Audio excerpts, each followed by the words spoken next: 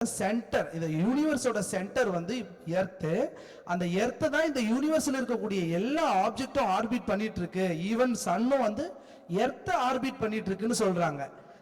ஆனா அது தவறுன்னு சொல்லிட்டு நிக்கோலஸ் கோப்பர்னிக்கஸ் வந்து சொல்றாங்க. சோலார் சிஸ்டம் இந்த யூனிவர்ஸே சென்டர் வந்து எர்த் கிடையாது, சன்னு சொல்றாரு. அவர் ஆல்மோஸ்ட் கரெக்டா சொன்னார். பட் ஆனா சன் வந்து சென்டர் கிடையாது.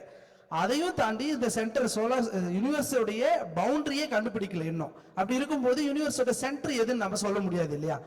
ஸோ அந்த மாதிரி டிஸ்கவரிஸ் பண்ணும்பொழுது கலீலியோ சொல்றாரு, இல்ல சோலார் சிஸ்டமோட சென்டர் வந்து பூமியும் கிடையாது, இந்த ஹோல் யூனிவர்ஸோட சென்டர் வந்து சன்னும் கிடையாது.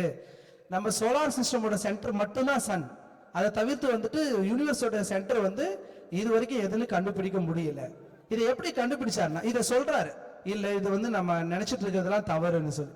ஆனா அப்ப வாழ்ந்த மக்கள், 400 வருஷத்துக்கு முன்னாடி வாழ்ந்த மக்கள் என்ன சொல்றாங்க, இவன் வந்து ஒரு மிகப்பெரிய ஒரு குழப்பத்தை உண்டு பண்றான், இவனை வெளியில விட்டா மக்களுக்குள்ள ஒரு பெரிய குழப்பத்தை உண்டு பண்ணி பெரிய பிரச்சனைகள் வரும்னு சொல்லிட்டு 40 வருஷம் அவரை வந்துட்டு ஹோம் ஜெயில்னு சொல்லுவாங்க இல்லையா, வீட்டுக்கு காவல்ல வச்சிருக்காங்க. வீட்டை விட்டு வெளியே வரக்கூடாது, யாருக்கிட்டையும் பேசக்கூடாது. ஆனா இவர் சும்மா இல்லை. அப்ப என்ன பண்ணனா, ஹான்ஸ் லிஃபர்ஷி அப்படின்னு சொல்லிட்டு ஒரு ஆப்டிக் தயார் பண்ற, கண்ணாடி தயார் பண்ற ஒரு விஞ்ஞானி என்ன பண்றாங்க, 2 லென்ஸ் வச்சு பாக்குறாங்க. ரொம்ப தூரத்துல 2 குழந்தைங்க விளையாடிட்டு இருக்கிறது க்ளோஸ் அப்பா தெரியுது. இந்த மாதிரி ஒரு விஷயத்தை நான் கண்டுபிடிச்சிருக்கேன்னு சொன்னோன்னே அதை எப்படியாச்சும் வாங்கி ஆகணும்னு சொல்லிட்டு அவரோட ஃப்ரெண்ட் கிட்ட பேசி அதுக்கப்புறமா அந்த லென்ஸை வாங்கிட்டு அவர் வந்து ஃபர்ஸ்ட் அவர் பாக்குறது நம்ம மூன் தான். நம்ம எர்த் மூன் வந்து பாக்குறாரு. மூன் பார்த்து அதுக்கு முன்னாடி வரைக்கும் மூன் வந்து பார்க்கறதுக்கு ஒரு ரவுண்ட் ஷேப்ல அப்படி இருக்கிற மாதிரி தெரிஞ்சுது. பட் ஆனா அதுல பார்த்தா நிறைய பள்ளங்கள் இருக்கு. ஸோ இது ஏன் அந்த பள்ளங்கள்லாம் உருவாயிருக்குன்னா மீட்டியார் இம்பாக்ட்னு சொல்லுவாங்க. ஒரு விண்கல் விண்வெளியிலிருந்து வந்து பூமிக்குள்ள நுழையும் பொழுது அது ஃப்ரிக்ஷன், உராய்வு விசை காரணமா என்ன ஆகுனா அது எரிஞ்சு போயிடுது. ஆனா நம்ம நிலால வந்து அப்படி நடக்கிறது இல்லை. பிகாஸ் நம்ம எர்த்துக்கு வந்து அட்மாஸ்பியர் இருக்கு, அங்க அட்மாஸ்பியர் கிடையாது. ஸோ வளிமண்டலம் இல்லாததுனால டைரக்ட் ஹிட்டிங் அங்கே நடக்குது, இங்க வந்து டைரக்ட் ஹிட்டிங் நடக்கல. ஏன்னா வரும்போதே எரிஞ்சிடுது.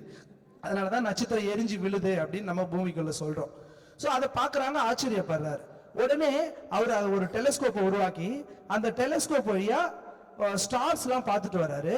அப்போ ஒரு பர்டிகுலர் ஆப்ஜெக்ட் மட்டும் அவருக்கு ஆச்சரியத்தை கொடுக்குது. ஏன்னா அந்த பர்டிகுலர் ஆப்ஜெக்டை சுத்தி 4 இன்னும் சின்ன சின்ன ஆப்ஜெக்ட்ஸ் வந்து தெரியுது. அது என்னன்னு அவர் பார்க்கும்போது ஃபர்ஸ்ட் அவருக்கு தெரியல. அப்புறம் இன்னொரு பிளானட், இன்னொரு ஸ்டாருக்கு மூவ் பண்றாரு. அந்த ஸ்டார் மற்ற ஸ்டார்ஸை விட வித்தியாசமா இருக்கு. அவர் என்ன நினைச்சுக்கிறார், ஓகே ஒருவேளை இது வந்து அதனோட துணை கிரகம், நம்ம பூமிக்கு எப்படி ஒரு துணை கிரகம் இருக்கும் அது மாதிரி அதுக்கு ஒரு துணை கிரகம், 2 துணை கிரகமா இருக்கும்னு பாக்குறாங்க. ஆனா பார்த்தா அதுக்கு வந்து அது துணை கிரகமே கிடையாது. ஸோ அது வந்து அதனோட ரிங் சிஸ்டம், பிளானட் சாட்டர்ன் கண்டுபிடிக்கிறார். பாருங்க, ஒரு ஜெயில இருந்து 400 வருஷத்துக்கு முன்னாடி ஒரு டெலிஸ்கோப்பை உருவாக்கி அவர் வந்துட்டு இந்த மாதிரி ஸ்பேஸ் ஆப்ஜெக்ட்ஸ் எல்லாம் கண்டுபிடிக்கிறாங்க. ஸோ அதுல இருந்து ஒரு மிகப்பெரிய புரட்சி வந்து உண்டாகுது. அந்த